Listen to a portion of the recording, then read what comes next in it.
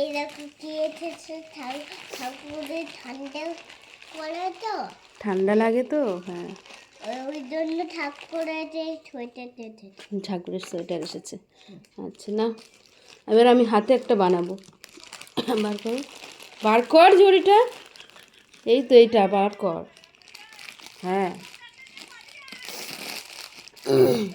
একটা হাতে বানাবো আমি। হ্যাঁ আমার ঘরে উল আছে, কিন্তু এখন সময় হচ্ছে না, একটা কচু বানাচ্ছি, নিজের জন্য বানাচ্ছি বলে ওইটা ফুল করে তারপরে ঠাকুরের আবার একটা বানাবো, এটা আপাতত।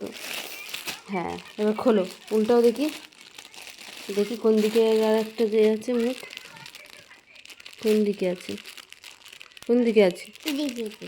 তা টানো টানো,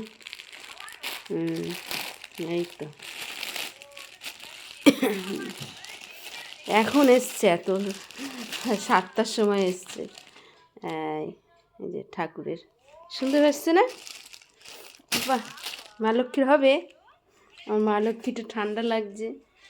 এই সিংহাসনটা এই যে রং করে রেখেছে, এখনও আর ডিজাইন বাকি আছে, তাই জন্য এখানে রেখেছি।